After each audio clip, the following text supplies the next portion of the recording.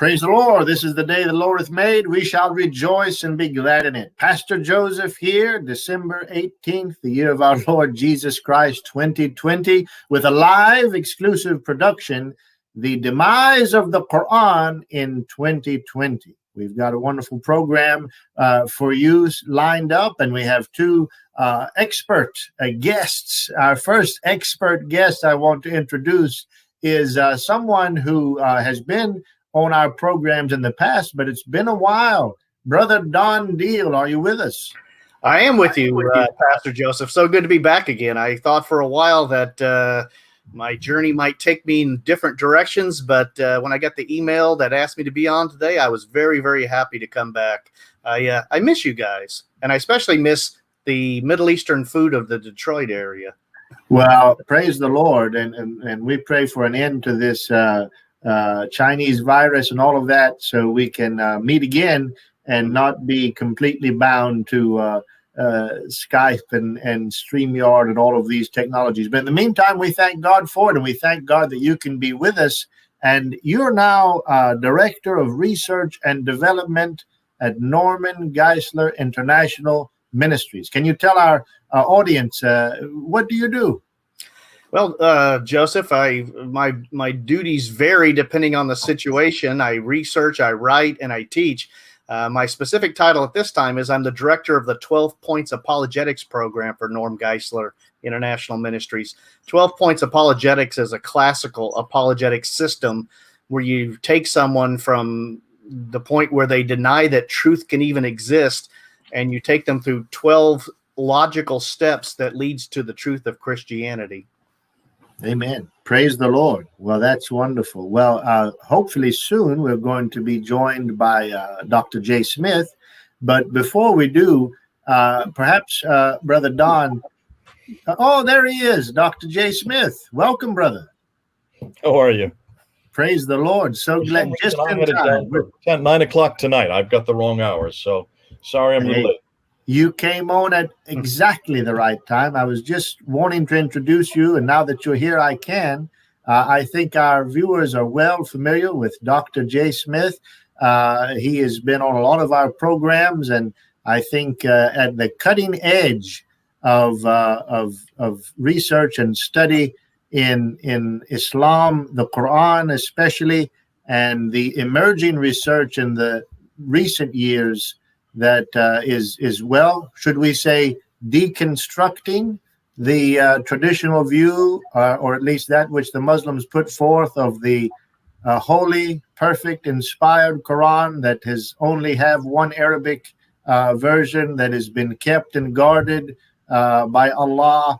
Dr. Smith, would you like to say anything else by way of introduction? No, I think you've done a good job. Thanks so much, Moses. Well, thank God for you and for both of you.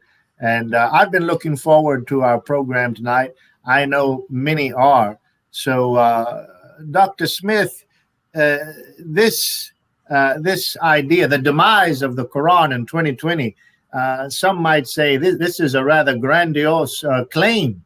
Can you kind of give us a synopsis of the overarching argument that can bring forth such a claim before we get into the details? Yeah, I think to understand that, you need to know what the claims are to begin with, what the claims about the Quran are. And of course, I assume that everybody that's watching knows what Muslims have said about the Quran. The book, this is it right here, this little blue book that seems insignificant and small, yet for every Muslim, this is an internal revelation. This is a uncreated book. So therefore, it has always existed. It never was created. It has never been written. It has no human intervention. The Quran makes that claim itself. You will find this in chapter 85, verse 22 of the Quran. And since the Quran makes that claim, Muslims have no other choice but to repeat it. And that's probably the difficulty right now. But it goes beyond that. It doesn't just make that claim. In chapter 15, so let's just start before that. Chapter 10, verse 15, and in chapter 18, verse 27, it makes the claim, the Quran itself makes the claim that it cannot be changed at all. It is impossible to change the Quran. Now, what Muslims have done today is to take those injunctions that are there in chapter 85, verse 22, in chapter 10, verse 15, and in chapter 18, verse 27, and they have moved that way beyond what I think the original authors of the Quran intended. I think the original author's intention was that it cannot have any human intervention. What Muslims are saying today is that there's not one letter or not one word could be changed. No, it doesn't say that in the verse. But every Muslim cleric that I've been listening to since I was knee-high to a grasshopper, and certainly the ones that you have heard, have made that statement that Dr. Yasir Qadhi has many times. Dr. Yasir Qadhi, the one that is at the center of this whole controversy this year, has often said that there has not been one word, not one letter that has been changed in the last 1400 years since it was revealed down to Muhammad via the angel Gabriel, or Jibril as they know it, between 610 and 632. And then on top of that, there's one more verse, and that's chapter 15, verse 9. In chapter 15, verse 9, it says very clearly that Allah himself will guard it from being changed. So the reason why it cannot be changed is because Allah himself will guard it. With that kind of injunction, can you see the problem for the Muslims today, or for the last 1400 years? It's not that Muslims are making this claim. It's not that they're trying to one-up us as Christians. It's not that they're trying to look at the Bible and say that their Quran is better than our Bible. It's the Quran itself that makes these claims. So put yourself in their shoes and you can see the dilemma for them. Thank God our Bible doesn't make that kind of claim. There is no such thing in the Bible that says that this is a uncreated book, or that this has been eternal, or this book is eternally preserved on some tablets that are in heaven. No Christian would even think to say that, because the Bible doesn't say that. This book is written by men. We know that. And we know of the names of many of the men who wrote the books. We put their names on the books. So that notion that there is something that is eternal, unchanged, and that God protects it. Now that we would agree with, because that's called inspiration. Inspired by God is totally different than protected or guarded by God, so that there is not one word or letter changed. Listen, when men write letters or write books, you would expect that there should be changes as it's been copied and copied from generation to generation to generation. And that's why biblical text, we have biblical textual criticism. Biblical textual criticism is based on the notion that there will be changes. Therefore, you've got to find as many manuscripts as you can, and you compare the thousands of manuscripts we have. Goodness sakes, we have about 5,300 Greek manuscripts, 10,000 Latin Vulgates, 9,000 in other languages. You add that up, that's about 24,000 manuscripts. With that treasure trove of manuscript evidence, we can pretty well do a comparison between all these. Listen, not just those. We have 19,011 different languages. We can compare language with language and language with language. And that's the beauty of the Bible. The Bible, we know pretty much what the original was just because of the enormous amount of source material that we can go to do a comparison. The Quran doesn't have that. The Quran doesn't have that kind of manuscript evidence. I remember for many years now, when I did a debate with Dr. Shabid Ali back in 2014, we were only talking about 6 manuscripts. The Topkapi, the Samarkand, the Ma'il, the Petropolitanus, the Husseini, and the Sana'a manuscript. That's it. Just 6 manuscripts versus 24,000. Can you see the problem for the Quran? But this idea of immutability, this idea of unchangeability, this idea of preservation, that God would preserve his text from any words, from any letters, from being changed, is an indictment against Islam and against the Quran. Because while you can make that claim, and they have been making it, and listen, I've had to deal with this claim for almost 40 years. 40 years, this has always been thrown at me, that, we don't, unlike you Christians, we have the originals. Unlike you Christians, ours has never been corrupted. Unlike you Christians, we only have one text. Unlike you Christians, every text, every Quran, doesn't matter where you are in the world, every Quran is exactly the same, and it all fits and follows this book right here. This is the Quran they're talking about. This is the Quran they're talking about. Here's the problem. What Quran is this? And what are these right here? Look at these right here. Those are Qurans too, aren't they? And they're all in Arabic, are they not? Yes, they are. This is in Arabic. Those are all in Arabic. There's 9 different Qurans that I have right here that you can buy on the internet. These I got here in the United States. These came from Illinois. I just picked them up in July. Every one of these is different. Not one of them is the same.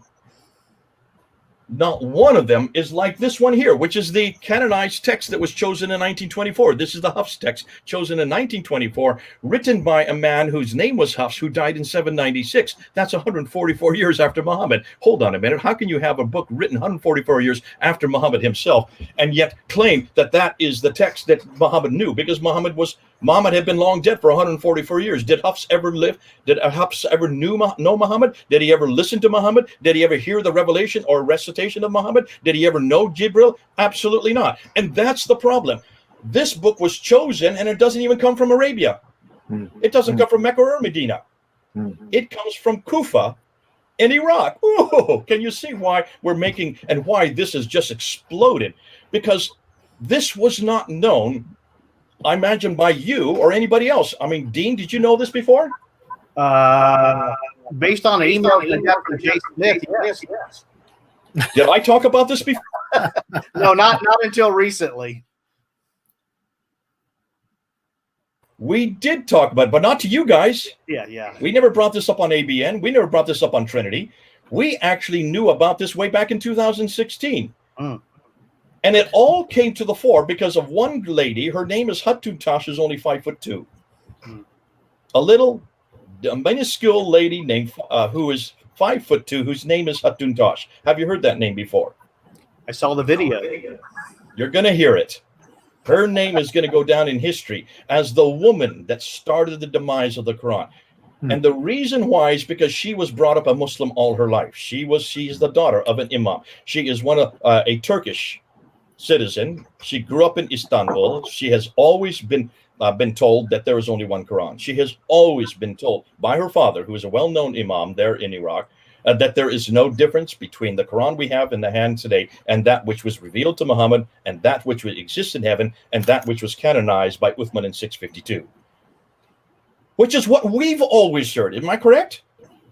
That's what we've always been told. Yeah.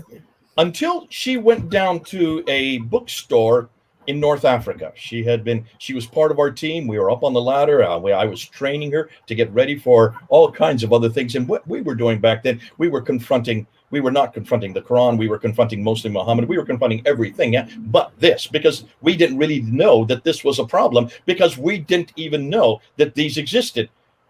Because I had been told when my studies, back when I was doing my seminary degree, that these are known as Qira'at, and these Qira'at were all dumped into the Nile in 1924.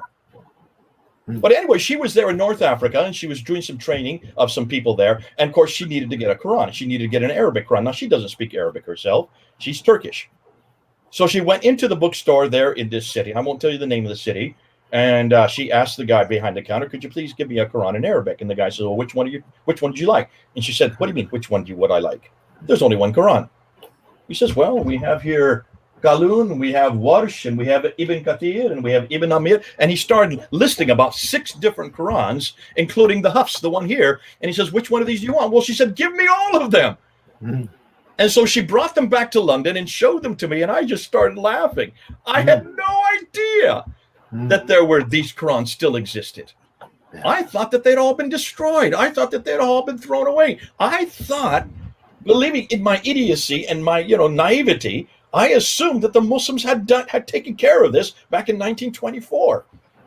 Here we were in 2013, 90 years later, almost 90 years later, and they still hadn't taken care of these. And I said, well, how many more can you find? Well, I went up on, we went up and we looked to see how many there should be, and we came across this list here. Now, you can get this list. It's on Wikipedia.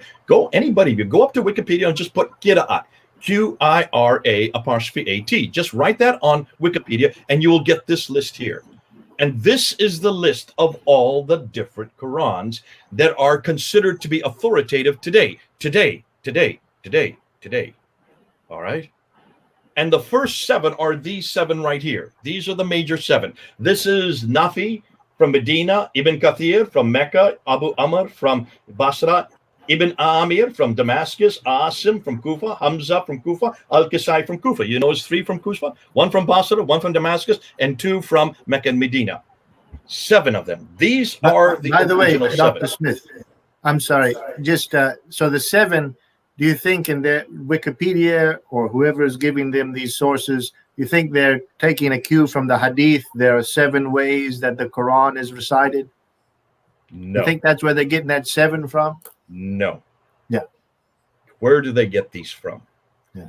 Those 7 were chosen by a guy named Ibn Mujahid in 936. That's the 10th century. Ibn Mujahid was a scholar who was living up there in Baghdad. Now, let me cover. I have to say what is today called Baghdad, because Yasser Qadi really hammered me saying, how you don't even know the name of these cities. Listen, if I use the word Ctesiphon, do you know what I'm talking about? Would you know what Ctesiphon means? Is that Turkey? No. See, No, there's it's in Iraq. It's in Iraq, isn't it? Ctesiphon is the archaic name for Baghdad.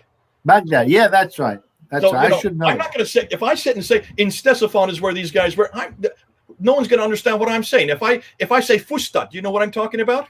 No. You should. Fustat? Fustat. It's No. the archaic name for Cairo. No, I didn't know. Bingo. See the problem? So I'm going to use modern day names. All right. Any Muslims watching, don't hammer me for this. I'm going to use modern day names because even my co-belligerents here on the panel with me don't even know what I'm talking about.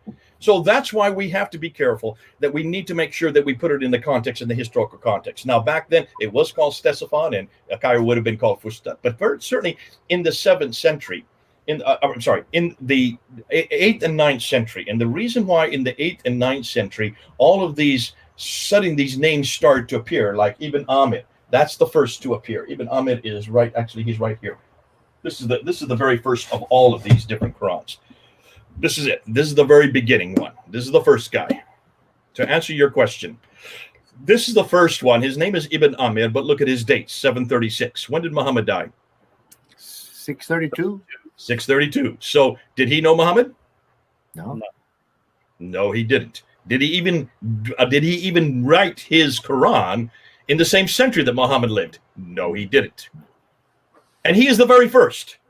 Then you have Ibn Kathir, 738, and then you have Warish, 812. You have Ibn Amir, Ibn Qasai, 805, Khalaf, 844, Shobab, 89. I mean, I could go on and on. There are 30 of these, but these 30, the first 7, these ones here are considered to be the best of the best, the creme de la creme. These are known as the readers. That's what Qira'at means, the ones who read. These are the original readers. And these are the ones that Muslims will quote you. Now, whenever you hear a Muslim say that there are 7 ahruf or 7 qira'ah that Muhammad received before he died in 632, and whenever you hear that, ask them, okay, what are these 7? What are their names? They will give you these 7 right here. Can you see the problem right there? What's the problem with what I've just said? They came 100 and plus years after. 100, that's 736 all the way up to 805. That's the 8th and 9th century. None of these guys were living at the time Muhammad. None of these these dialects, as they call them, existed at the time of Muhammad. So can you see that's the lie that Islam has been perpetrating, and it's lie after lie after lie. And that's why we caught them out, because after Hatun went around and started collecting these, she came up with 26 of these by 2016. In 2016, we decided to take them down to Speaker's Corner to show the whole world.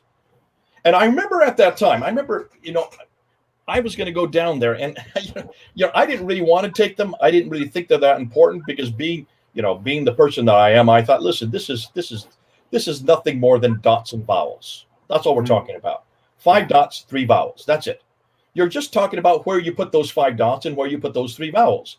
And these 5 dots and 3 vowels didn't exist in the 7th century when supposedly the Quran revealed. They didn't exist even in the early 8th century when all the earliest manuscripts were being written, like the Topkapi, Samarkand, Ma'il, and all these others. These don't have dots in them.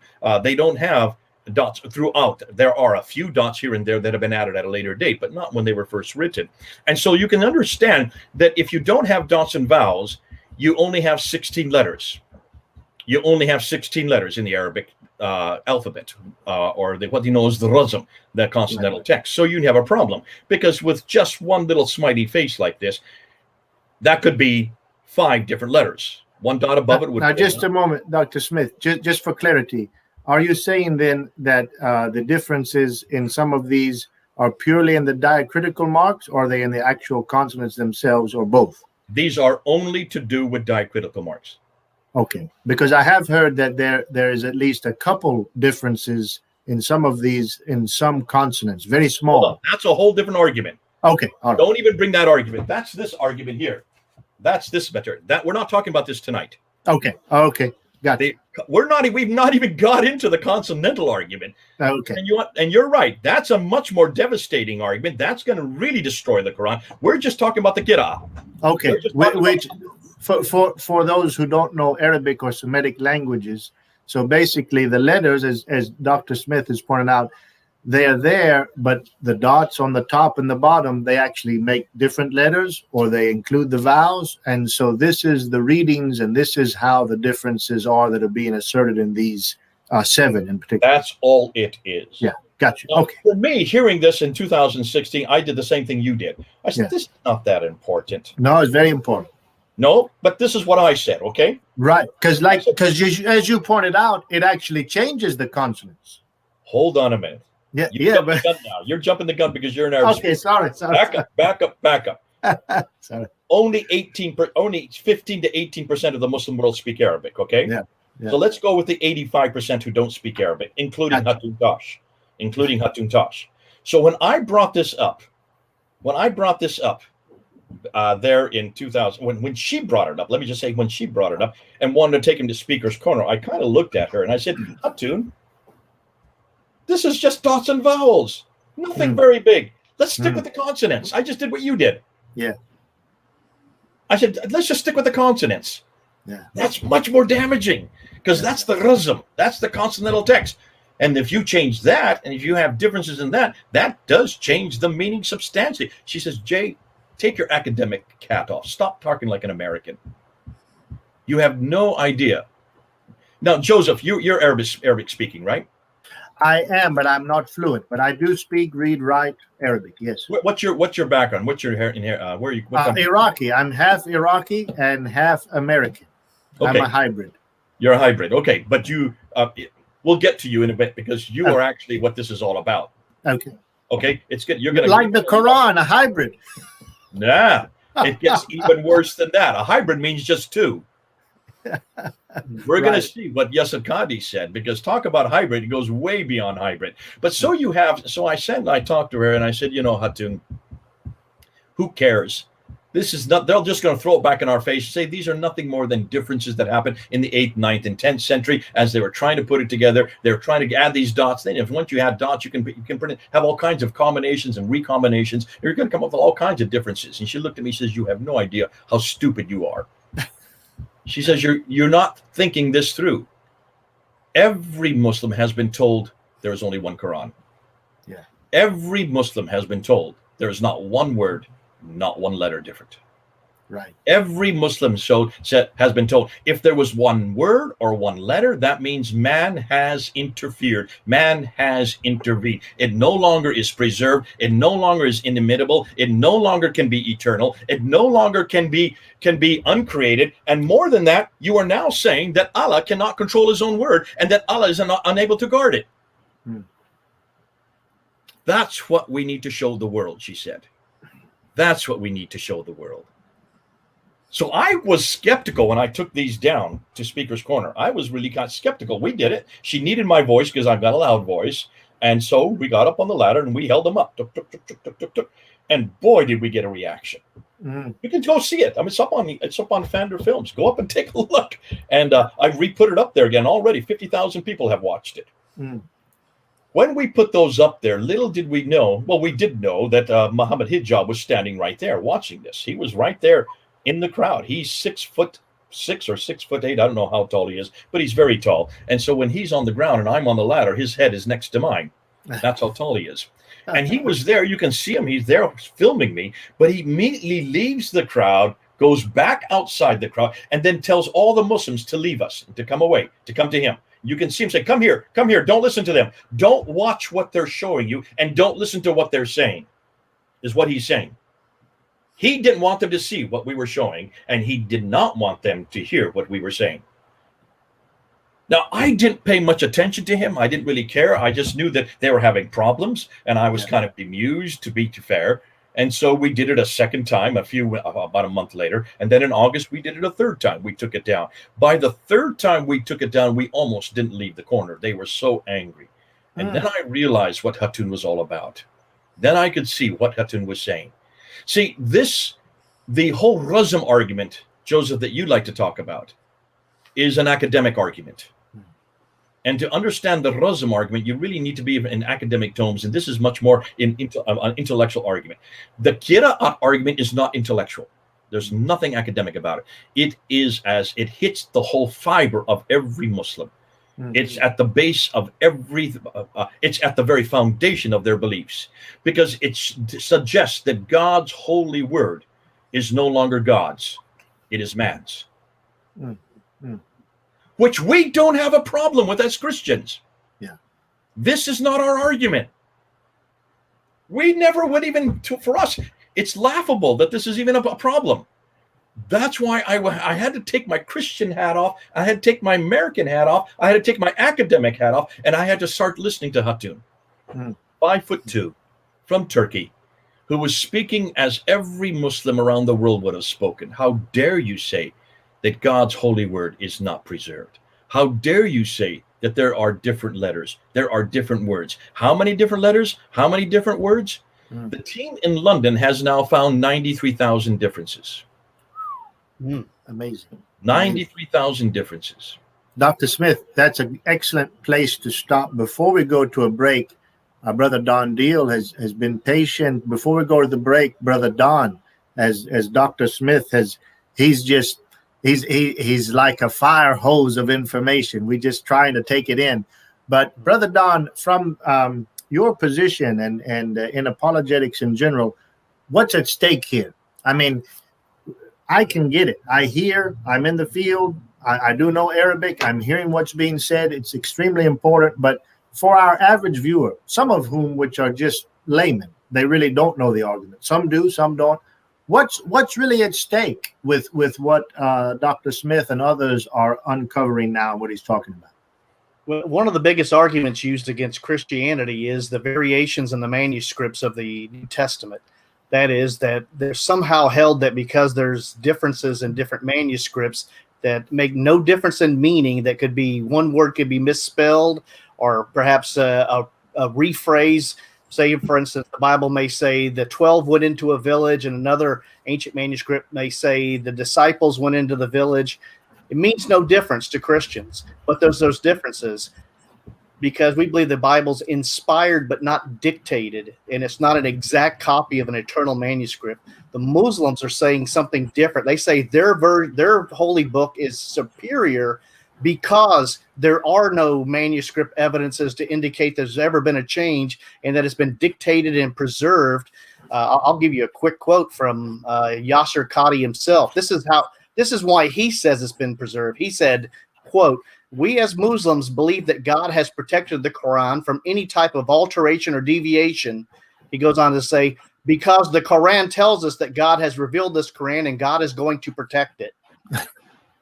That's a good circle.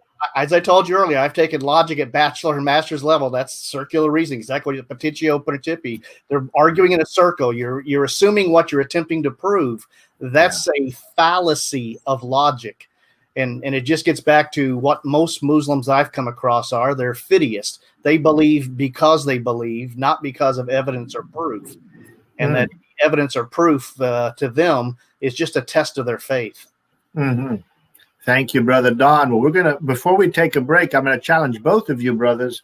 I want to hear during this program, is this, if what Dr. Smith is saying is true, which certainly we believe it, but he's going to bring more evidence, does this really demolish the Quran and Islam, or does it merely bring the Quran and Islam onto a level playing field with Christianity? I want to hear that and much more from both of you after this break.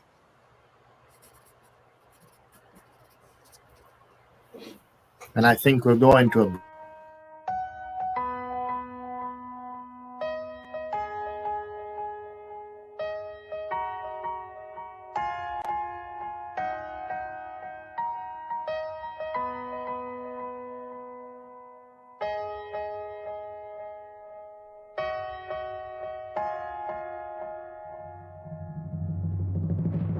you'd like to support ABN's ministry, you can give us a call at 248-416-1300, or you can visit our website at www.abnsat.com.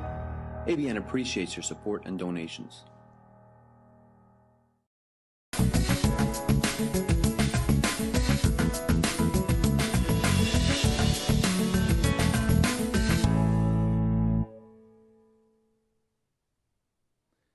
In Acts chapter 17, Paul and Silas go to the city of Thessalonica, and after they are chased out, they go to a place called Berea. And we read in Acts chapter 17, these, that is the Bereans, were more fair-minded than those in Thessalonica, in that they received the word with all readiness and searched the Scriptures daily to find out whether these things were so. This is precisely what the Trinity Channel's goal is to help you search these things out to see, in fact, if they are so. These apologetics marathons, the other sorts of things that you see on this channel, these are the lifeblood of good Christian television and good Christian ministry. I invite you to become a partner with the Trinity Channel to help you and other people know if these things are so. Join the Trinity Channel. You'll be very glad you did. Thank you.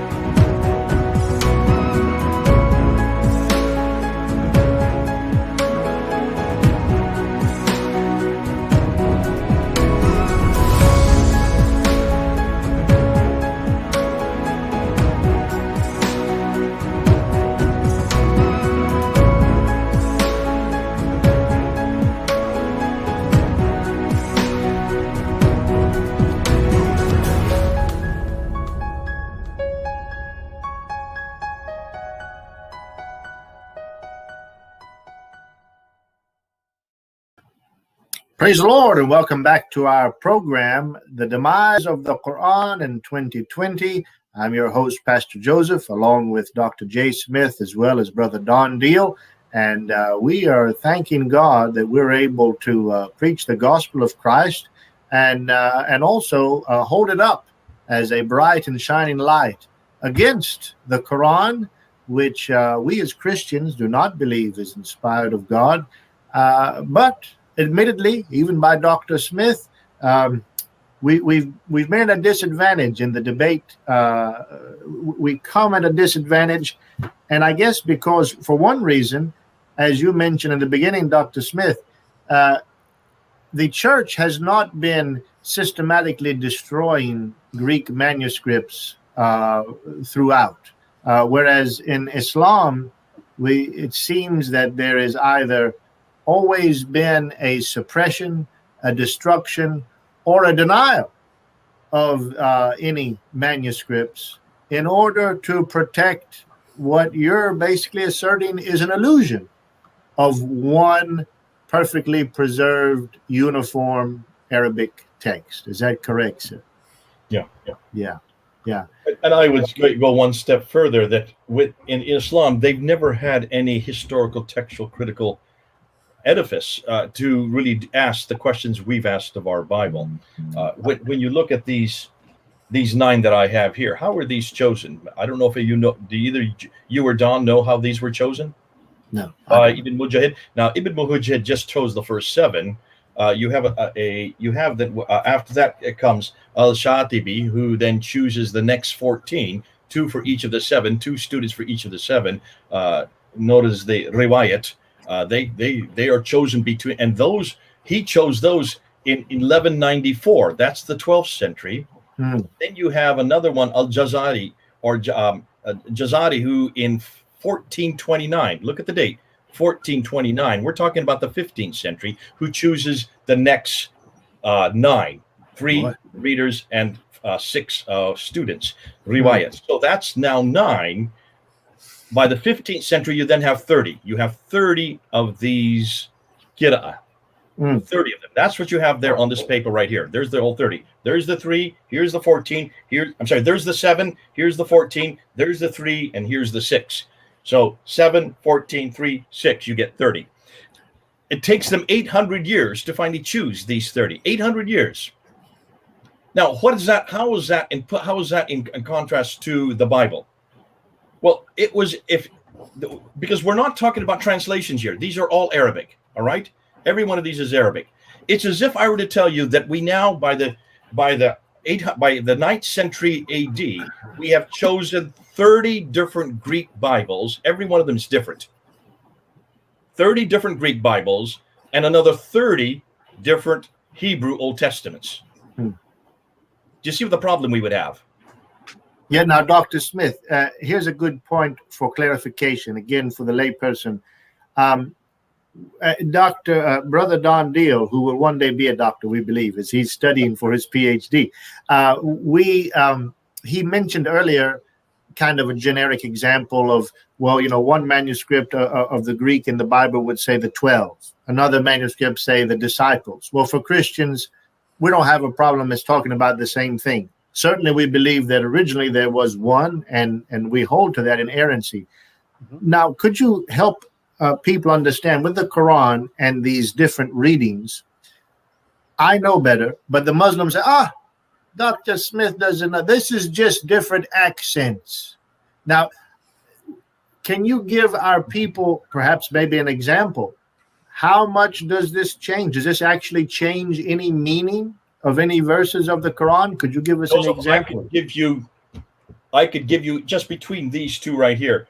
The two most popular ones. These are the two most popular. Let's say these two right here. This is the Hafs, the Warsh, and the Hafs. Yeah. There are 5,000 differences just between these two in every case. Now, when we went down in Speaker's Corner and we actually held them up and showed them, we didn't just stop by holding them up. We also went and showed slide after slide after slide. I had 70 that I could have showed. Slide showing the Hafs versus the Warsh, the Hafs versus the Qalun, the Hafs versus Kasai, the Hafs versus Al-Duri. The Hafs always against everybody else. Yeah. I had 70 that we had there at Speaker's Corner, and we were showing them. The Muslims were grabbing them from our hands and trying to rip them up. Fortunately, we had put sellotape on them so they couldn't tear them. They had never heard them. And we were showing that these were absolutely, in every case, they changed the meaning. In some cases, they changed the practices. In some cases, they changed the doctrine. In almost every case. But that's not the problem. No one's asking. So you're asking like a Christian, does this change the doctrine? Right. Is it disciples or is it the 12 that go up in the upper room? That's the one that Don was talking about, where they went up to the upper room. Did the 12 go to the upper room or the disciples go to the upper room? Who cares as a Christian? Muslims would never admit that. Yeah. You can't even have a letter difference because that means that there's human intervention. So as a Christian, we say, well, does it change the meaning? Listen, no Muslim would have asked that question. Right. That's why Hatun gets it much better than you and I get it. Yeah. I would suggest, listen, who cares? Because I'm as a Christian, I'm looking through Christian eyes. I would want to make sure that they don't change the meaning or the doctrine or the practice. Sure. But any Muslim, and that's why Yusuf Qadi was so shocked when Muhammad Hijab held out his hand there in that interview on June 8th and says, I'm going to give you a blank piece of paper and I want you to tell me which one are you going to write here? On a blank piece of Musaf. He said Musaf. What are you going to write? Is it going to be Qalun? Is it going to be Hafs? Is it going to be Warsh? Is it going to be Kasai? Which one? Is it going to be Al-Duri? And look at Al-Qadi's reaction. Do not ask me this question. Sorry, that's Al-Qadi. You do not ask me this question. We do not talk about this in public. That's right. Yeah. Especially not on camera. And Muhammad Hijab, who had been in the crowd 4 years earlier and was calling all the Muslims to come to him, now was going to the world authority on this very issue. The one person that should know the answer, the one person who got his PhD at Yale University in 1995 on this very issue. And his reaction was, do not ask me this question. And then he went on to say, this is the most difficult question for Muslim scholars in the last 1,000 years. And Muhammad Hijab says, wait a minute. This should be easy. Yeah. This should be easy. He finally said to Muhammad Hijab, is this what gave you the crisis of faith back at Yale University in 1995? No. I didn't have a crisis of faith. I had a crisis of knowledge, he said. He said, I am absolutely preserved that the Quran is the word of God. I am absolutely without any shadow of a doubt, there has been no change, not one letter, not one word. I know that Allah can guard his word. He went into what I call the Islamic dance. He started going into this mantra where they just say the same thing that they have always been saying since they were 8 years old. The first time they heard it, they just repeat it. I am absolutely, please don't change my mind. My mind's already made up, is what he was saying. Well, Dr. Smith, can they? Started clapping. And I said, this is what we see every Muslim say. Yeah. And then he said something that was fascinating. He said, when Muhammad Hijab said, well, wait a minute, this should be easy to answer. And he turns to Muhammad Hijab and he says, you in the East, you have holes in your narrative. There are holes in the narrative, in the standard narrative, which is your narrative. But see, I live in the West. I belong over here. I live in Houston. I'm here in the United States. And I had to go to Yale University, and I had to hear this in Yale University. It didn't bother my faith, but it certainly bothered my knowledge, because he said, we in Islam, we have a respect for the Quran. And we only go so far. And then he says, we have a red line. So it was an imaginary red line beyond which we don't go. There are certain questions you just don't ask of the Quran. But at Yale University, there are no red lines. You can ask any question you want. That's the tradition we come from. Yale University is based on biblical textual criticism. In Yale University or any university here in the United States, where do you think textual criticism, where do you think it was grown? How do you think it got matured? On the Bible. Where do you think source criticism got matured? On the Bible. Where do you think redacted criticism was matured? On the Bible. Every one of what we know as historical criticism has done all their work, basically weren't introduced or invented on the Bible. They were matured on the Bible. And that's why we have Yale universities and Harvard universities and all kinds of other universities. Why do you think so many people come to the United States to go to our universities? Why is it that they are the best in the world? Because we do not have red lines. We do not have questions you can't ask about the Bible. You can ask any question you want of the Bible. Why do you think you have this program? Why do you think you invite people like me on board? So that we can ask everything of the Bible and demand the same thing of the Quran. And the very things that we are asking of the Quran have already been asked by Wellhausen back in 1800s. He asked the same thing of the Old Testament. He said, how can we listen to a man named Moses who there was probably no writing at the time of 1400 BC? He said very clearly that there are different authors. There couldn't be just one author, because you have the JEDP, the documentary hypothesis, introduced. Now, someone's just putting up a sign here that the Shia Muslims don't accept the other qira'ats, they accept Hafs only. I'm an Arabic speaker. Be careful. Be careful. It's not a Shia. This is not a Shia-Sunni divide. The Hafs is only accepted since 1924. I'm sure he is an Arab speaker, but you need to make sure that you source what you've just said there. There's no difference between the Shia and the Sunni on this argument. This argument was put together, was created, was canonized in its latest form. But remember, there have been 5 canonizations of the Quran. This is number 5 in 1924. You had the first one in 652 with Uthman. You had the second one with Ibn Mujahid in 936. You had the third one with al-Shatibi in 1194, and then you had the fourth one with al-Jaziri in 1529, and then you had the fifth one, which would be the one that was in Cairo by Muhammad ibn Ali Husseini al-Haddad. He was the one that canonized the Hafs text for both Shiites and Sunnis. There's not a difference in Shiite and Sunni as to what Quran they're using today. But why is it that that book is used today now all over the world? It's not just because of one man named Muhammad ibn al-Husseini al-Haddad, who comes from Al-Azhar University there in Cairo. That was only for Cairo that he canonized it, for only one city. In 1936, it was then enlarged for all of Egypt, but it was King Fahd himself there in Saudi Arabia, who in 1985, so we're just talking about 35 years ago, in 1985, who canonized it for the whole world, Shiites and Sunnis together. So it's only 35 years old. And now that means, Joseph, you and I and Don are all older than this Quran. Can you understand the problem there? So, yeah. but beyond that, can you see the difficulty? Getting back to the question that I asked about 10 minutes ago, how did they choose these? Well, let me ask you this, Joseph, Don. How would you choose if you were suddenly a manuscript was plopped into your office, right? If the manuscript was plopped into your office, brand new manuscript that was in Greek, what would you do if it was put on your desk? What's the first thing you would do? Brother Don. Language expert, because though I've studied Greek at a basic level in seminary, I'm not an expert. I would not know how to read it properly. Or I would get a thesaurus or a dictionary, language dictionary, and look up the words and attempt a basic understanding, but I would have no idea. No. Back up, Don. Forget about that. What's the first thing you would do? Make sure it's authentic. Is that what you would open it up, would you not? Oh, of course. Yeah, sure. Open it. Bingo. Not one of these was opened. Oh. I'm going to show you how idiotic this is. The first thing you would do if you were a biblical textual criticist is you would open up and read the script, right? Right. Regardless if you speak Greek or not, then you would find then next you would go to the Greek scholar and say, is this the same script as the Sinaiticus or the Alexandrinus or the Vaticanus, a Greek script, right? Right. But the first thing you do would at least open it up, correct? Right. How do you think all these were chosen? They're untouched.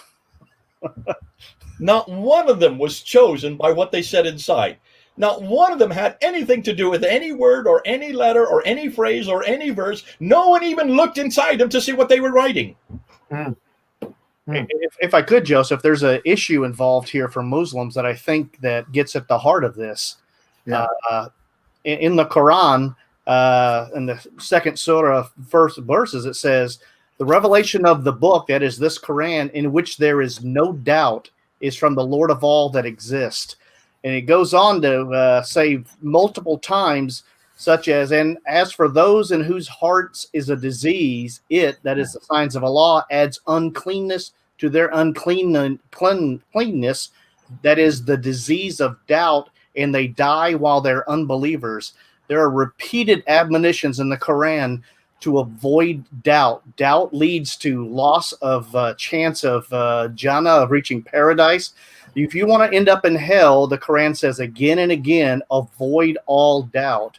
And what Jay's saying is the text itself is in doubt, and that's what makes this so terrifying and gets that knee-jerk reaction from so many scholars. No, I'm not saying that. Forget about the text. If you didn't even open it to read it, there's no one's even looking at the text. So how did they choose these? It had nothing to do with textual criticism. That's what we would do. Yeah. That's what you would do, Don. You're talking like a Christian again. So are you and Joseph. You're both talking like Christians. God bless you for doing so. Because for you, it's just logical that if you have a new manuscript or you have a new Bible that's going to be a Bible in 736 or 738 or 770 or 780, whenever these are coming, when Ibn Mujahid decided to choose those first 7, you would have thought he would have opened the books and looked and read them and to see if they were the same as that which had preceded them, right? Yeah. He did nothing of the sort. Why didn't he do that? Is the next question. You open a can of worms. You don't need to. No, that's not it. Yeah. You have to have something to be a standard to be able to compare it to, right? Oh, I see. Sure. Yeah, you don't know what's wrong unless you know what's right. Bingo. You have to have a standard to begin with. What standard was there? There was no standard. That's the can of worms. That is a huge can of worms. I see where you're going.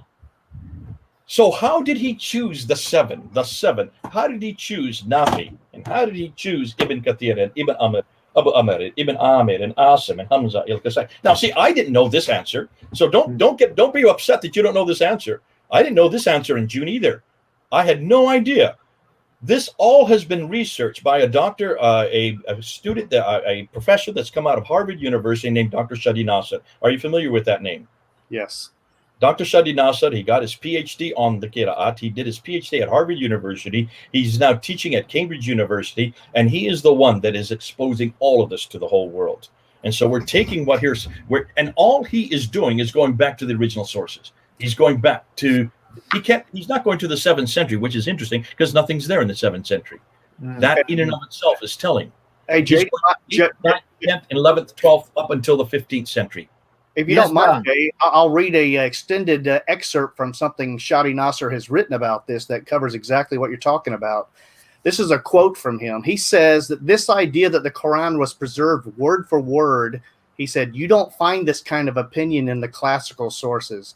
The idea that the Quran is protected word for word, it is something that is used for the masses. It is not based on any academic research, Western or Muslim scholar, because they do know that when you say that they do know that we have many because let me say that again, because they do know that when you say that they do know that we have that's when we have many problems and inconsistencies. That is, he says that there's no way to determine what the Quran says because there's different varieties of it, different versions of it, and there's no certainty on any of it, which gets back to Yasser Qadi's problem with Muhammad Hijab. Can you write on this paper the Quran? And the answer is that's a problem for scholars, because for the masses, they believe absolutely that we know exactly what the Quran says, that what they're reading is what Muhammad told his followers, that Allah told Jibril, Jibril told Muhammad, Muhammad told his followers, and they wrote on bones or pieces of skin. They believe this is word for word, letter for letter, what he said, but there's no way to know. Well, Brother Don, thank you for bringing that up, and we're about to go to our next break. But before we do, I want to ask Dr. J. Smith, do Muslims have the luxury of simply falling back to an argument more similar to ours and say, well, yes, okay, there's all these Kira, but we have the original was in fact inspired. We have enough to pretty much know what it was, and so this doesn't really affect the authority of the original. If the earliest one they have is 736, and it doesn't even come from the century Muhammad lived, then how are they going to make that claim? Well, of course, they could turn on us, and yeah, I mean, I think we have manuscripts from the 1st century, but that's debated. And so they can say, well, you know, at best, the first biblical manuscript you have is from more than 100 years later. Exactly. And that's why we have been at the forefront of this debate for almost 200 years. We have admitted and been as transparent as you can be. That's why every Muslim has always said, you guys have a corrupted Bible. You've even admitted it, that there have changes. You talk about Mark chapter 16, verses 9 to 20. You talk about the Gospel of John chapter 7, verse 53 to John chapter 8, verse 11, the woman caught in adultery, that you even mark a line before and after to warn the reader that these verses are not found in the earliest Greek manuscript. And we're the first to admit we don't have the originals. See, we're way ahead of them. And that hasn't bothered anybody's faith. And that's why all of you keep on asking me the question, so does this change the meaning? Who cares if it changed the meaning? Of course it does. Of course it changes the meaning. But why are you even asking this question if this is eternal and cannot even have one word or one letter have mankind intervene with one change or one letter? It no longer is inimitable. It no longer is from heaven. It no longer is from Muhammad. And it certainly is not from Uthman. So how did they choose these? You still haven't answered me. How then did they choose these? If they didn't even open it and look at the words. Let's go to break. All right. Very good. Well, we're going to go to a break, and we're going to hear how they chose those. And we still have some more questions, and maybe even some viewers have some questions. We'll be right back after this break.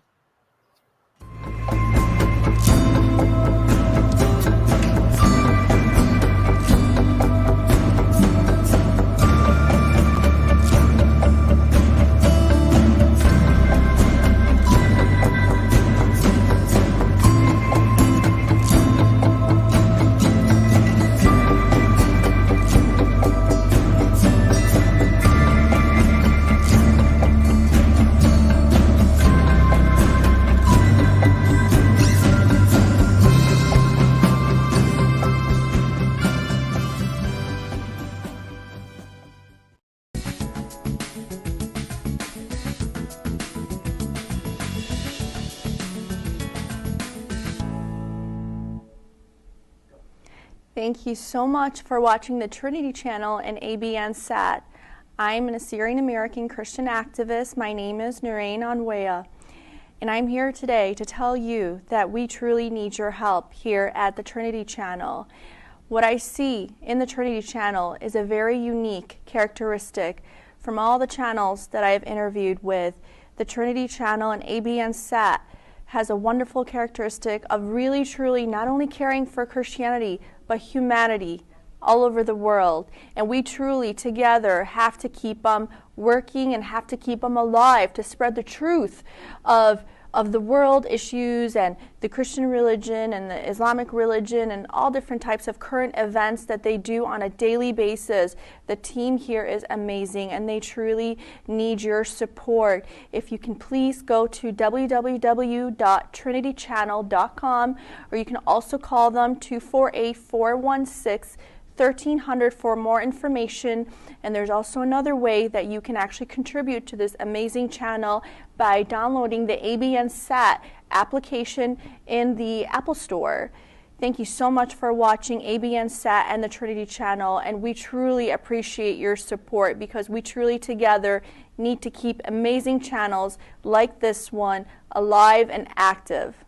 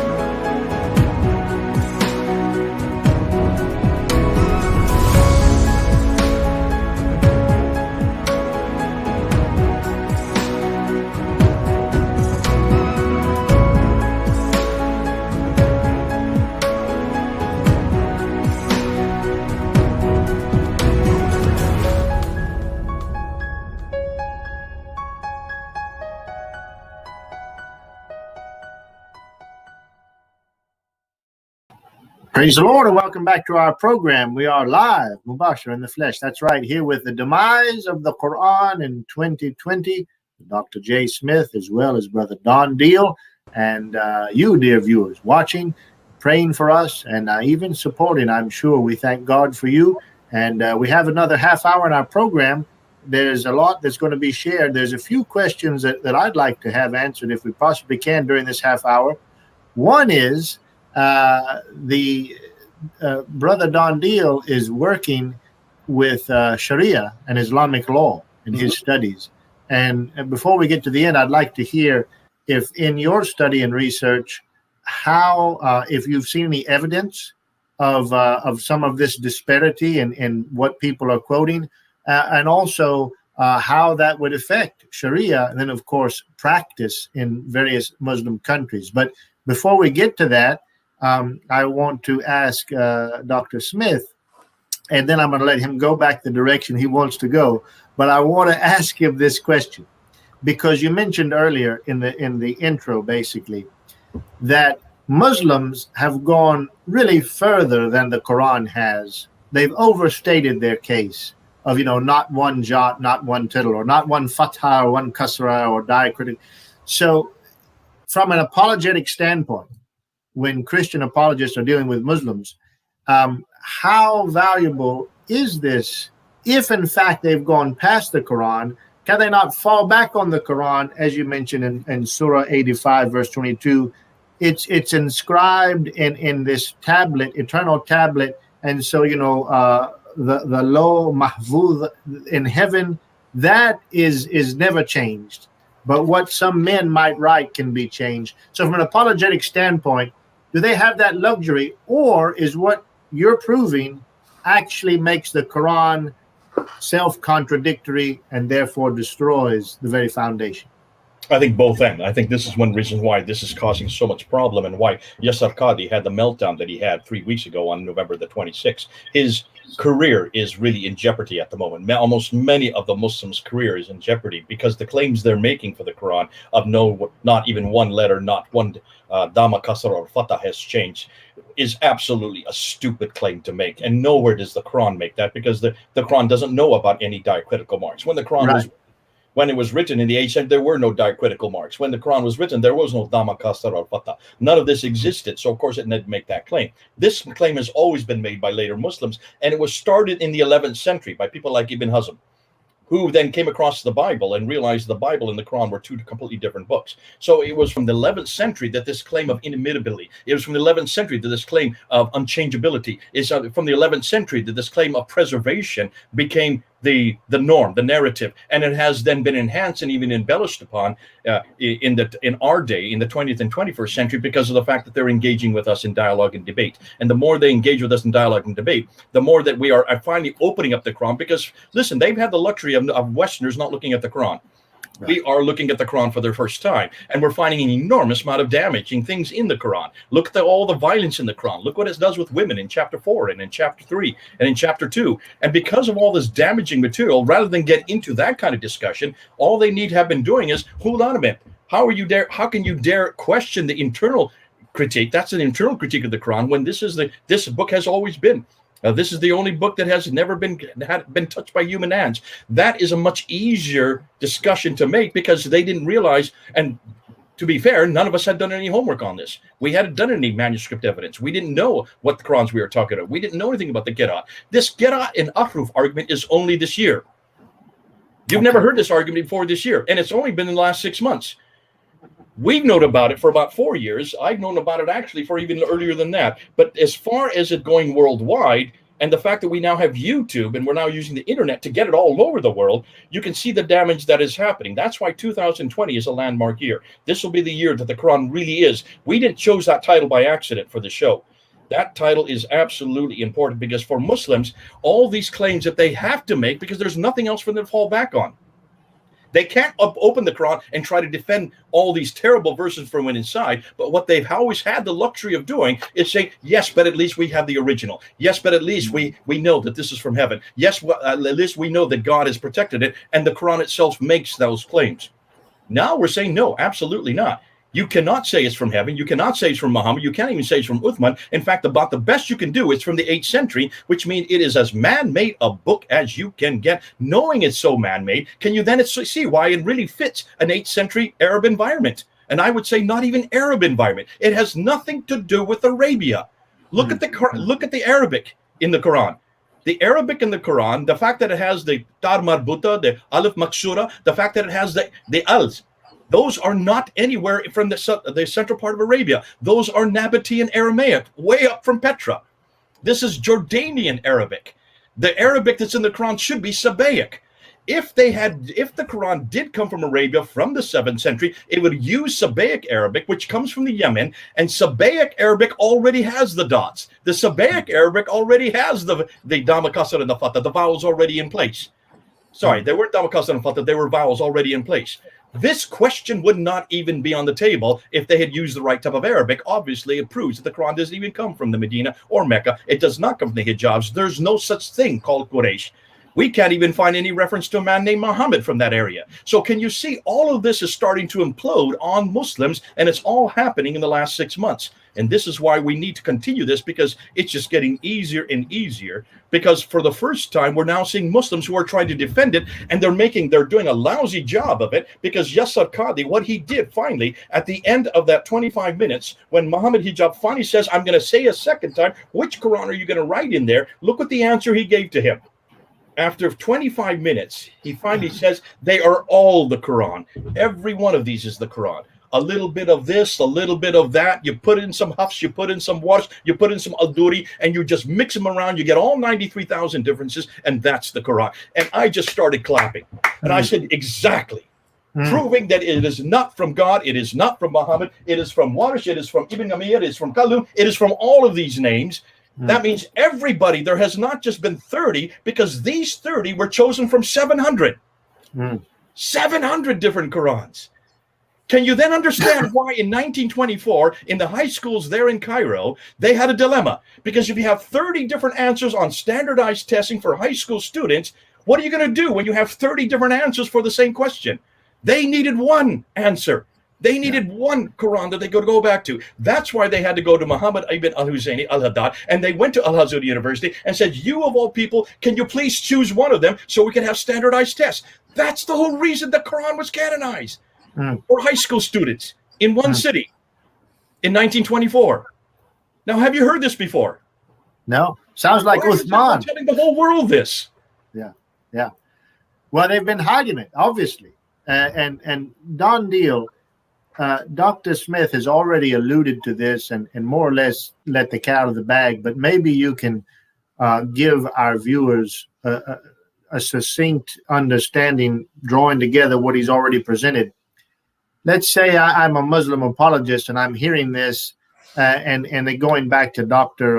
Janasik's program on Monday, we're beginning to apply this criticism to the Quran, which has never really been done before. We've been doing that with the Bible for a couple hundred years. And so what about this claim? Well, Jay Smith and Janasik and Don Deal, they're a bunch of hypocrites because basically, all of this liberal higher criticism, I mean, they just reject offhand when it comes to the Bible, but they turn around and use it at any chance they can to try to deconstruct the Quran. So can you help our viewers understand the problem there?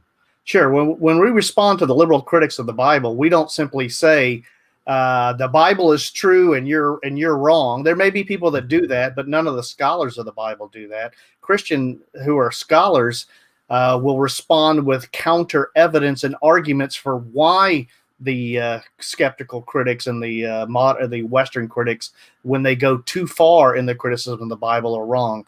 The same two people can look at the same evidence. You can look at the different manuscripts and see the slight variations. And one scholar is going to say, this proves that there's no original. And another one will say, by determining the locations and dates of when these these manuscripts originated, we can trace back the original wording of that verse or that sentence, and we can find out, we can discover through the same tools you're using and come to an understanding of the original wording of it. So two different scholars from two different backgrounds will look at the same evidence in different ways.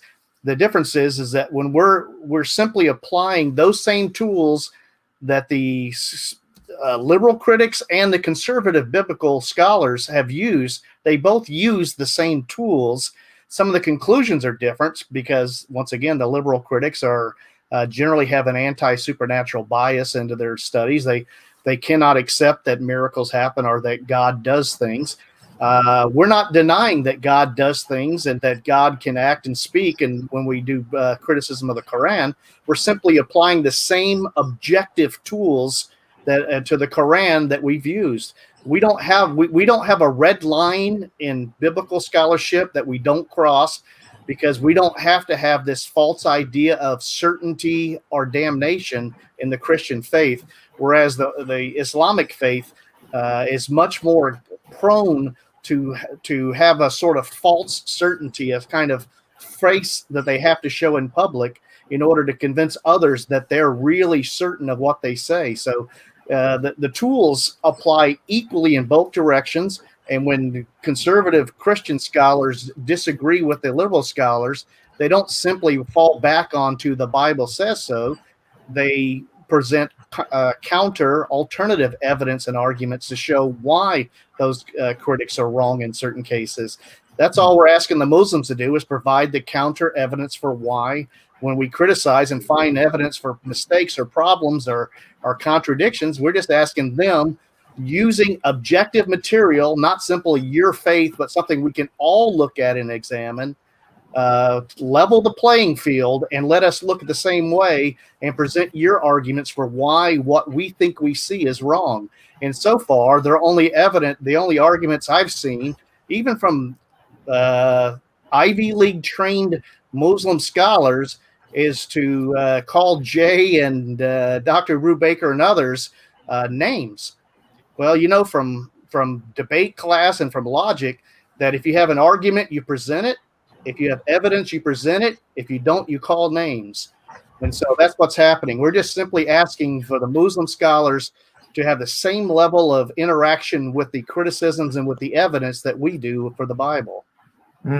Excellent. Well, I don't know if you've heard, Brother Don, but what is it? Tiliab and our other Muslim congresswoman, the Somali, are calling here just today or yesterday, making a big deal about asking social media, YouTube, and others to eliminate, to censor any negative speech against Islam. Now, of course, Muslims have been calling for that quite a bit over the years. But now the fact that YouTube has chosen to really up the ante with censorship, for example, saying we're going to absolutely censor anything that says that there was fraud in the 2020 election. Yeah. I mean, that's pretty heavy-handed. So with a move like that, the cat's out of the bag. Pandora's box is open. Dr. Smith has been one of the main ones to open it, and we thank God for him. Do you all see an increase in suppression of this? Of course, how can they do it? The internet, but the social media, of course, is so powerful. Do you think that this is going to really come around to them actually actively, aggressively censoring our content? I know Dr. Smith, he's probably on YouTube a million different places. What do you guys see with this? I mean, what can the Muslims do? Obviously, they don't have an answer. Well, I was going to say, I think there's two steps that I've seen recently, which is number one, cause trouble either through rioting or threats, such that the people who are trying to prevent violence don't censor them for saying that. They censor the source of the antagonism. They say the Christian speech is bringing out violence, and therefore it needs to be censored. They're saying that what we're doing by speaking the truth is the equivalent of shouting fire in a crowded movie theater, that we're causing the problem by our speech. That's the technique by which they're attempting to censor our viewpoint. And there's actually a case for Ratio Christi, the campus apologetics ministry, is going to the Supreme Court, where a university was trying to censor them because they were inciting violence by preaching the gospel. Oh, Lord have mercy. Lord have mercy. Well, Dr. J, I know that there's much more. We only have about 20 minutes left. What would you like our people to get that you haven't already shared about this very hot topic? Well, listen, we're just scratching it, and there's not enough time in 20 minutes to unpack everything we know. I'm not going to do that. But just a bounce off on what you both are saying. Let's be careful we don't get too depressed because of all this, what you're saying. Listen, right now we are not censored. So why in the world don't we use the freedoms we do have to make sure this gets out and get it out full force? I'm getting on as many channels. I'm getting on as many platforms. So far, I have not been censored, but I'll tell you why I'm not censored. I don't get censored like David Wood gets censored or Hatun Tash gets censored, because I don't mock. That's the first thing. And that's what we must be careful. Do not do mocking. Do not sit there. And for heaven's sakes, do not use material that is going to be, that would border hate speech. Don't get into that type of paradigm. Secondly, this kind of material, if it is historical criticism, if for perchance we do get censored, if we do get taken to court, let's do the same thing that Geert Wilders did when he was taken to court with his movie Fitna. He was taken to court there in Holland because he showed 5 verses from the Qur'an and showed the violence that was supported by all these 5 verses. What did he do in court? He just brought these 5 verses back into the court, and he brought experts to exegete these verses. Within 1 week, it was not he that was on trial, it was the Qur'an on trial. So make sure that we use this material even when we're being censored. Let's go back and just say, what is it they're censoring? Let's just show you again what we did before, and you get a second platform. But more than that, you'll get a much broader platform. This will bring down Islam. Islam is absolutely dependent on censorship. There is only one religion in the world that has phobe next to it. We don't have anything phobic in Christianity, and that's why, because we don't have any red lines. You can ask anything you want. The fact that these people here in the United States are demanding that nobody should be able to criticize the book and the man, that's the Quran and Muhammad, suggests to me that both the Quran and Muhammad cannot be protected, cannot be defended. If they need that kind of defense, that you have to censor us from even critiquing it. Thank God you can say anything you want about the Bible. In fact, we encourage people to criticize the Bible. And you can say anything about Jesus Christ. Criticize him left, right, and center. He's been criticized for 2,000 years. Jesus takes the criticism. The Bible has already passed every test. That's the reason why we don't even need a word like phobic. We allow everybody we don't even introduce any red lines. Now, because of that, let's stop talking and bemoaning the fact that this is all getting bad. Let's just keep on hammering away and hammering away and hammering away. And that's the thing that we need to do. And I hope your people are listening. Please don't sit there and wring your hands. It's not that bad. And let's make sure it doesn't get any worse. Let's make sure that we get the material out there. Let's make sure that we get certainly get this information into the public sphere. And then remember that we as Christians are the only ones that really should be doing this, because we're the only ones that can have the antidote. We're the only ones that have the alternative. Amen. We are the only ones that have the answer. So why in the world aren't we therefore at the forefront of this debate? Why aren't we taking this into every platform? Why aren't we bringing this up to every Muslim we come across? And all you need to do is ask one simple question. Ask the same question Muhammad Hijab asked of Yasir Qadhi. All right? You now know that there are 30 different Qurans. Every one of them is different. Which one was in heaven? Which is the one that was sent to Muhammad? Which is the one that Uthman wrote? Which one of these? I only have 9 here. And if you don't know the answer, then don't ever tell me again that there is only one Quran. Just stop it. Don't ever say that this Quran is eternal. Just stop it. You're wasting your time. I'm not going to believe you. You haven't convinced me.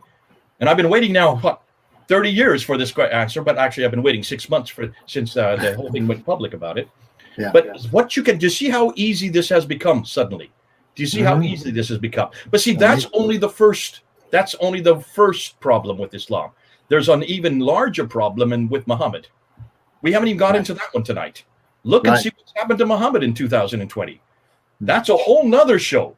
Look and see what we found with the rock inscription. 30,000 rock inscriptions we've now looked at. Look at all the coins that we have looked at from 630, 640, 650 up until 660 when Muawiyah comes to power. Look at his coins.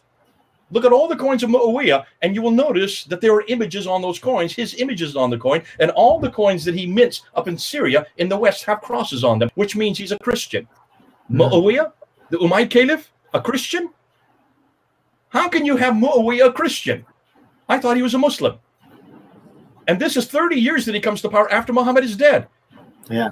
And you need to look at the coins. You need to look at the inscriptions. You need to look at the Arabic that's in the Quran. And you need to look at the Qiblas of Dan Gibson's. You need to see what was happening. And almost everything that is happening in the north. Nothing is happening in Mecca and Medina at all.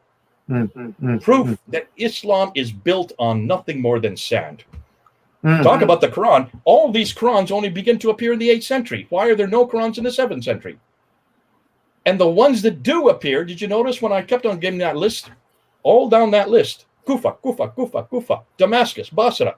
Only 2 of them come from Mecca and Medina of the original 7. Of the 30 that we've talked about, only 8 of them come from Mecca and Medina. Yet that is where the Qurayshi dialect was created. That is where Uthman had the Zayd ibn Thabit write the Qurayshi dialect, and then he took all the other Qurans that disagreed. These are dialectical differences, is what you said, Joseph. Let's go with that.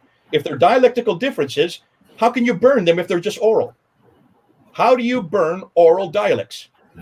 You can. Bingo. You have to burn manuscripts, right? Yeah. You have to burn books.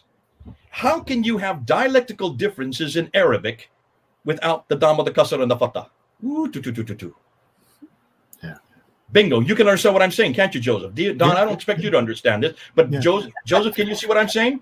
Yeah, of course. Right there shows that there's a real problem that Muslim scholars haven't yet answered. Now take that on board and see what you're going to run with that. So obviously, if this is correct, there was a man named Uthman. Listen, we can't find any reference to anybody called Abu Bakr, anybody called Umar, anybody called Uthman, or anybody called Ali from the 7th century who is a caliph. Not one reference, not one inscription refers to them. Now, Dr. Smith, real quickly, I'm not bringing this up because I believe it, but because you and I actually did a program, maybe, 2-3 years ago. You remember when this manuscript suddenly shows up in London? And Birmingham Folio. Yeah. Oh, this is from the time of Muhammad. This is from just decades from the time, maybe 20 years from the time of Muhammad. So if I'm a Muslim listening to our programs, we say, well, what about that? Doesn't that prove something? Do we have any information further on that? Or Okay, let's go through that real quickly. Yeah. Joseph, what do you know about the Birmingham folio? How big is it? Not much. I remember this, though. I remember there's no diacritical, or there were diacritical marks, and I asked you, if there wasn't diacritical marks in Arabic at that time, why does it have it on there? I remember that. There are no diacritical marks. It is just Razam. All right. How big is it? It's about 33 verses, just 2 folios, front and back of 2 pages, right? Okay. And what surahs do they include? 18, 19, and 20. Are there 30 verses in 18, 19, and 20? No, This is just a fraction of even 18, 19, and 20. And what are the stories in those on those 2 folios? The story of the 7 sleepers, is that Quranic? I mean, yes, it is. But is that Islamic? No, it comes before. That is from the 2nd century and the 3rd century. The story of Jacob the Lesser, is that Islamic? No, that's from the 4th century. The story of Moses, is that Islamic? No, that comes from the Bible itself. That comes from 3400 BC. Even the stories that are in those folios is nothing to do with Muhammad, nothing to do with Islam. It's all pre-Islamic. Am I correct? Well, yeah, the information, yeah. All right, now just stop. So they did carbon dating on it, and the date that they got was 568 to 645. 568 is 2 years before Muhammad was born, right? Yeah. Right. 645 is 7 years before the Quran was canonized by Uthman in 652. Do you see a problem there? Yeah, right. It would be too early. Too early. And if you take the median date, which is the most accurate date, that would make it 610. Did the Quran even exist in 610? No, that's the first of Revelation. Did these 3 chapters exist in 610? No. No, but they did possibly exist, because when you're talking about carbon dating, you're only talking about the parchment. You're talking about the material it's written on, and you're talking about the animal, because remember, these are vellum and this is parchment. These are animal skins. You're talking about when the animal died. That's what carbon dates. It does not date the ink. So I will run with that, and I say, yes, the carbon dating is that. If you want to talk about accuracy, let's do carbon dating. Let's look at the Sana manuscript. The Sana manuscript has also been carbon dated. The Sana manuscript is an even older manuscript, and it was carbon dated not just in the London laboratory. It was also carbon dated in Kiel in Germany. It was also carbon dated in Zurich in Switzerland, and it was also carbon dated in France.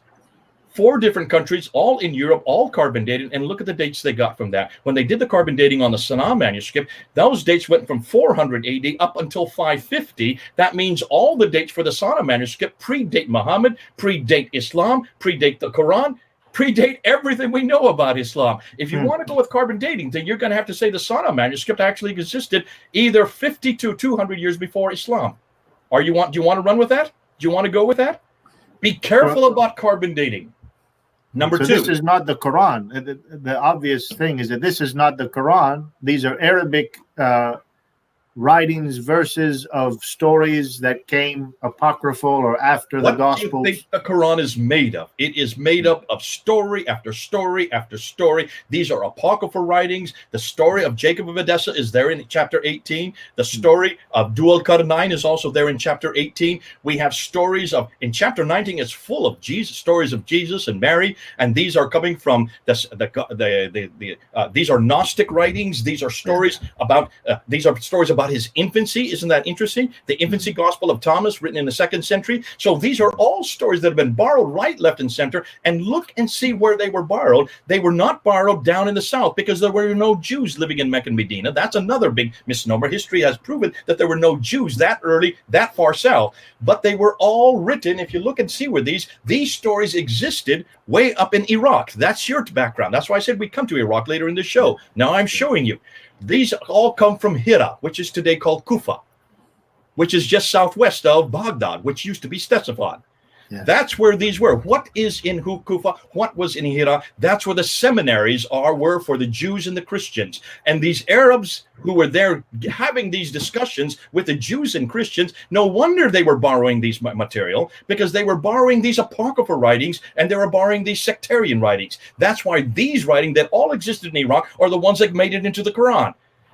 But these writings couldn't have been there in the Quran if they were down in the South. That's what Dr. John Wansbrough said back in the 1970s, with his 2 books called Quranic Studies and Sectarian Milieu. So we've known about this for over 50 years.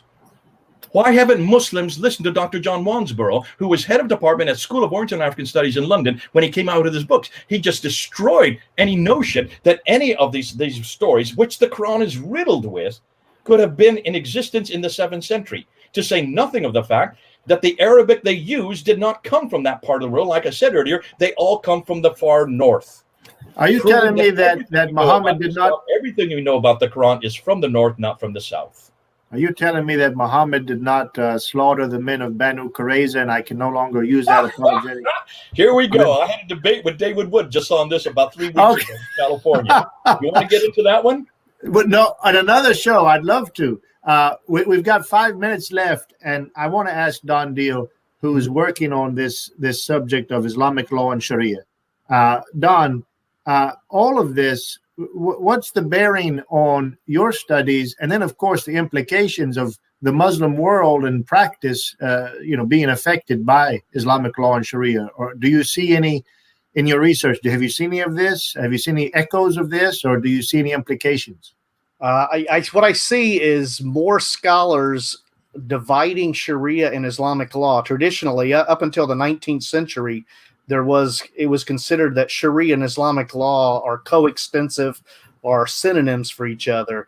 With these things that we're learning now about the Quran and the development and the historical development of the religion, what you're finding is more Muslims who want to hang on to something of the Quran are starting to divide Islamic law from Sharia.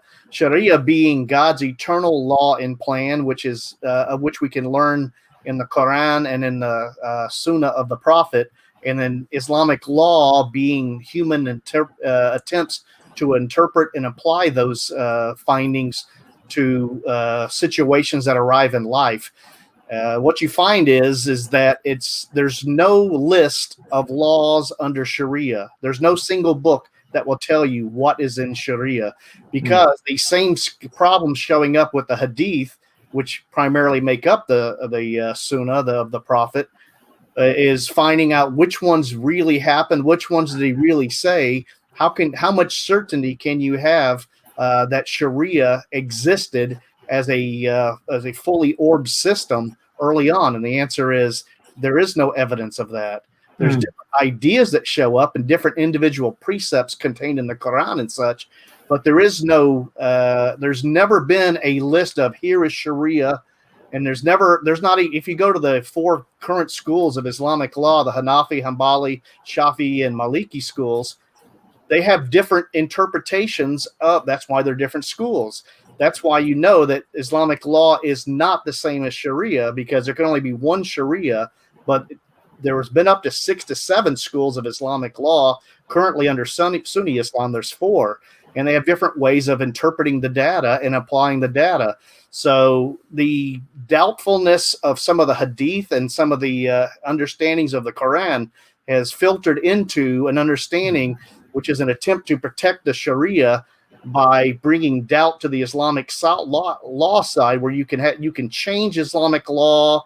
It's the Sharia is eternal, perfect, and uncorruptible, whereas Islamic law is man-made. It's corruptible. It's able to be changed and amended over time. And so you're seeing more scholars in the Middle East. In the West, it's been this way for a while, but more scholars in the Middle East shifting to the view that Islamic law can be changed and amended. Okay, kind of sounds like our own judges in America today with the Constitution. Dr. J. Smith, before we leave, I've been blessed by hearing your teaching this evening, as well as Brother Don. But let me just ask you before we leave here in just 2 minutes. We have some Christian lay people that just come to church. They don't know a great deal about this. They're having trouble following the argument. From all that you've said, what would be the takeaway for our average Christian who actually wants to minister to a Muslim? Can he be encouraged, or is there anything here that he could use, or how would you encourage them in praying and sharing Christ with Muslims through these findings? Yeah, listen, before I answer that question, let me just say one thing there. I do want to say that almost all this material, there's an awful lot of new. We haven't even answered yet how they chose this. I was hoping we'd get to that. We haven't had time to do that because I still want you to find out how they chose these 30. You're not going to be, you're going to be gobsmacked when you find out. Let's do another show. Let's do another show. Another show on that. But if anybody wants to know this material, we are teaching it now in California. We have a master's degree on all of this material. We have 5 teachers, 5 professors. Dr. Janel Janazik is one of them that you had on, I think, on Monday.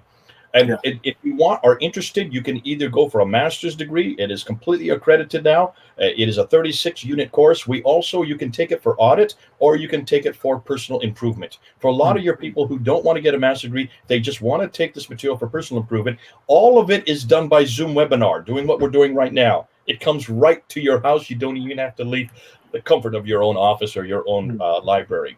And so we will come to you, and then, of course, it will all be done by those of us, the professors, who will be teaching you week by week by week by week by week. If you want to find out about it, you need to write info, I-N-F-O, at ves.edu. That's info at ves.edu.